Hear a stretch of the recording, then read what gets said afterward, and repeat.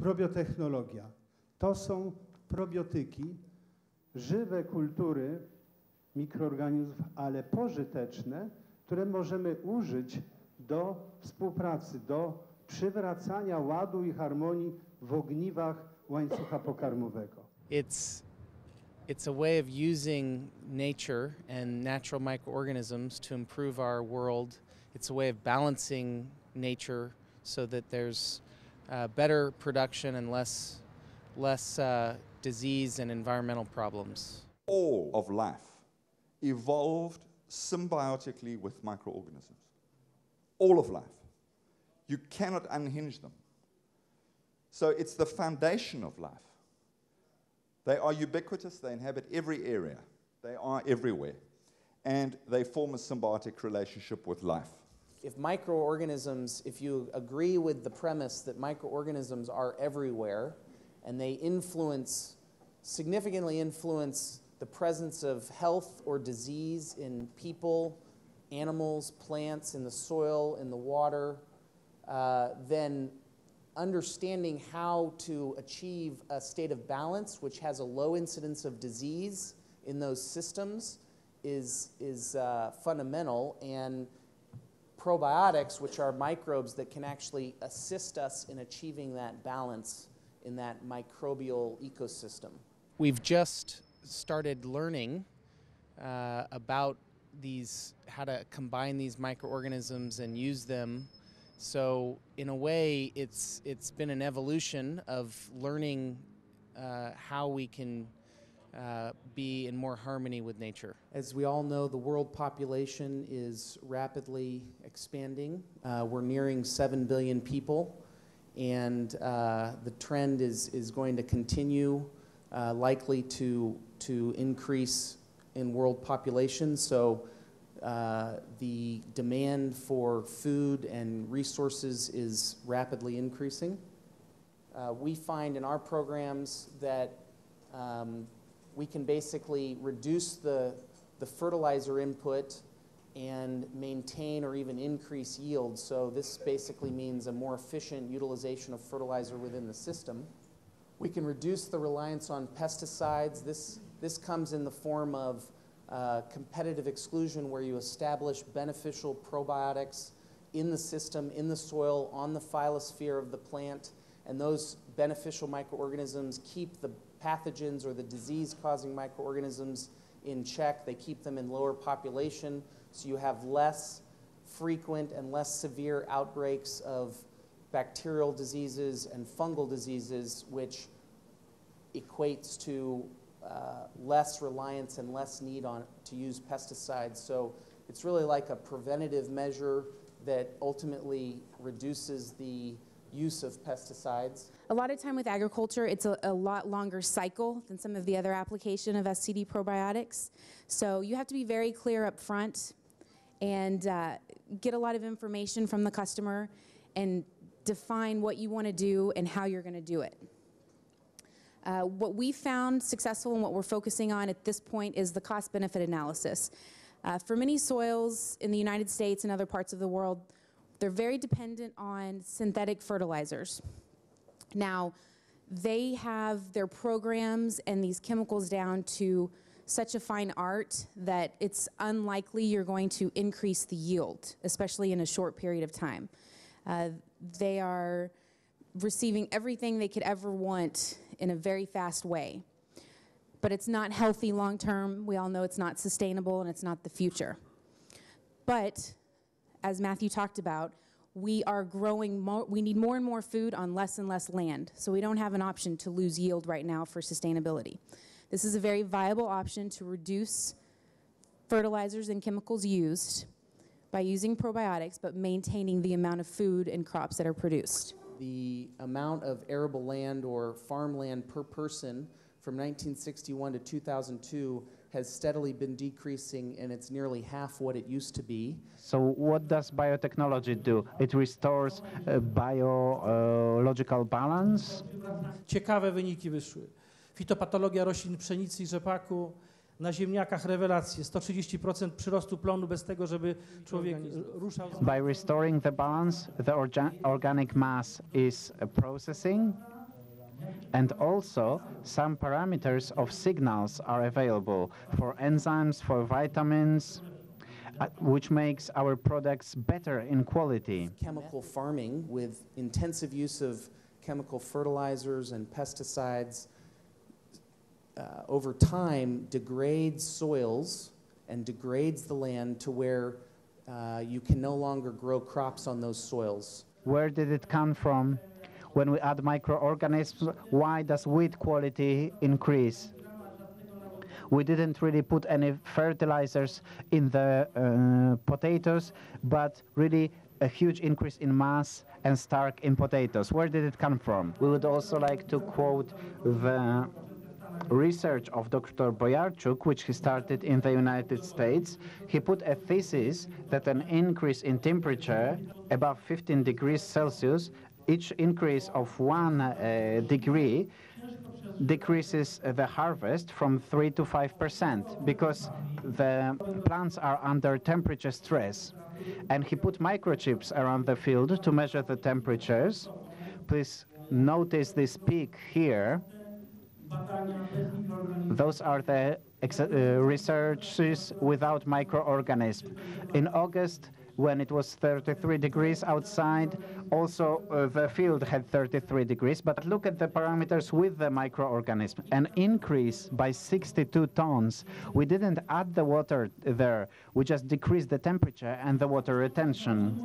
And look here, from the seaside, the third year with microorganisms, here on the left without microorganisms, on the right with microorganisms, and the life is still going on here. You don't need to trigger the life, only the temperature is holding it back. So with help of the biotechnology, we can deionize heavy metals, which are not influenced by pressure or temperature. Well, I think many farmers are suffering from economic challenges as well as productivity and their own personal health problems as a result of the conventional farming methods. So I believe many farmers are looking for alternatives and looking for solutions.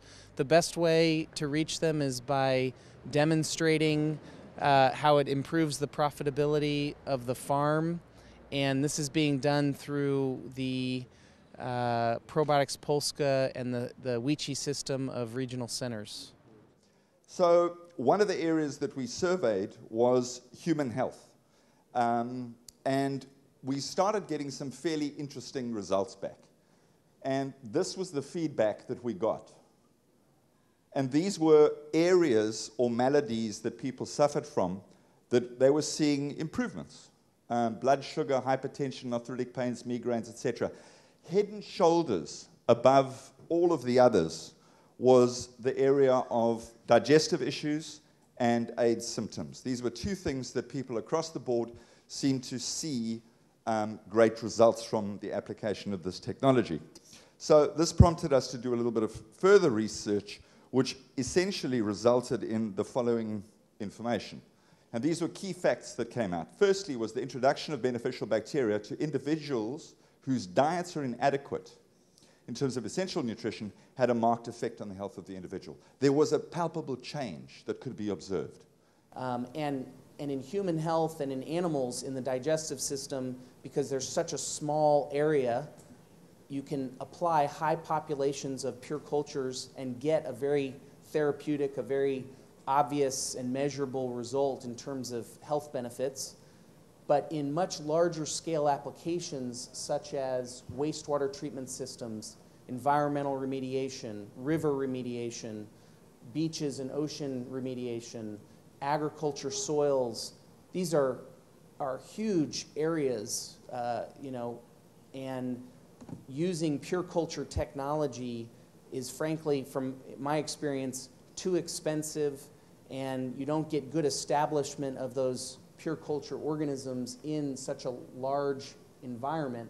So you need something in order to harness or in order to use this probiotic technology in these very large scale applications. They have to be more efficient. They have to be, the microbes have to be more efficient, more resilient, more effective, and we achieve this through consortia technology. Well, one of the most basic ways of categorizing all of these microorganisms is pathogens versus probiotics. So a definition of a pathogen excretes metabolites that are oxidative, they damage human, animal, and plant tissue, they produce foul odors. Probiotics, on the other hand, produce compounds that are nutritive to us. So the building blocks of healthy cells in plants, animals, people.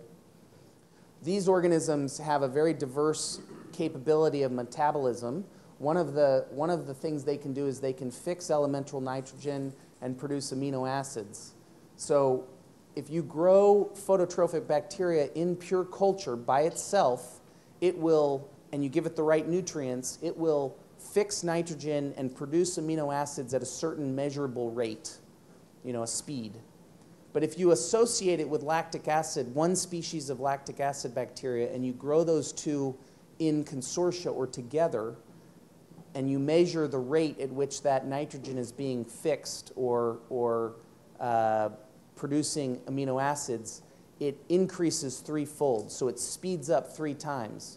So clearly there's an interaction between the lactic acid bacteria and the phototrophic bacteria, and in this example, it's accelerating the rate of production of amino acids.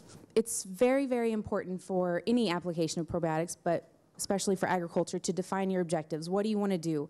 It's easy to put it on the field and then see 6 to 9 months later, will this improve, but we don't really know because we didn't compare it before. We were very specific of defining our objectives for this project. We wanted to lower the input of synthetic fertilizers used or inorganic inputs by 25%. And we also wanted to maintain or preferably increase yields while lowering that input. Basically by improving the soil quality through microbial technology, we can also improve the nutritional quality of the produce.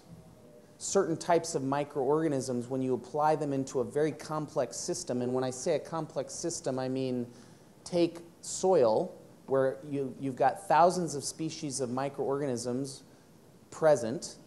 You've got extremely high populations. If you aggregate them all together, you've got very high populations. And by applying our type of microbes, the types of microbes that are in SCD probiotics, to a very complex system, you can actually measure an increase in the biodiversity. What we're finding over decades of research, not only our organization but other organizations, is that this missing link of looking at and managing and addressing the microbial ecology of agriculture systems, or the balance of microorganisms, the presence of certain types of microorganisms in the agriculture system is the next great chance for us to have a second green revolution and further increase the productivity and the sustainability of our agriculture systems. Some examples of innovation and new products that are coming out or that we've recently released. Our home, farm, and garden product line with our barn cleaner, our horse product, fruit and vegetable cleaner, our cleaning products for the home and kitchen and industrial applications, our soil enrichment product, Bodyguard. These are all positioned for the consumer products market, which in the United States, the United States is the largest home and garden consumer products market in the world. Home Depot, Lowe's, and Walmart control 2/3 of the market, and these products are positioned to capture that opportunity because the market is demanding these green and natural products. Many industries around the world have problems associated with odor. There are many different sources. Really, any industry that has a waste treatment with high organic load has to deal with odor at some point, whether it's a regulatory issue, a work safety issue, or really just being a good neighbor. There is a great worldwide struggle with waste. Perhaps as much as 4 billion tons of waste are being produced each year, and this is an estimate that comes from one of OECD's reports. the efforts to deal with that issue consume more and more resources worldwide. And currently, the most common practice in waste management is landfilling, and that is well proven to cause even more problems, such as secondary contamination with hazardous molecules or pathogens that can spread from landfills. There are other emissions. There is loss of NPK, carbon, and other valuable elements, particularly when organic matter is landfilled. And on top of everything, there is the damaged landscape, there is the lost land. But you're talking about the U.S. generates 34 million tons of food waste annually. And as Jan said in his presentation, and we pointed out, he said less than 3% of that is recovered or cycled. Less than 3%. This is in the U.S. alone. We are talking 33 million tons of food waste annually is not recycled. One of remarkable examples of success in the recycling business is Missouri Organic. The company aimed at the reduction of the landfill food waste in 2005 and has continued since. They launched FRED program, Food Residuals Environmental Diversion, a program designed to retrieve the food waste at the source. And participants of the program are restaurants, hotels, and supermarkets. And currently, the participation in the program translates as 20,000 tons of food waste being kept away from landfills and converted into marketable compost. The purchasers of the compost are landscaping companies or homeowners.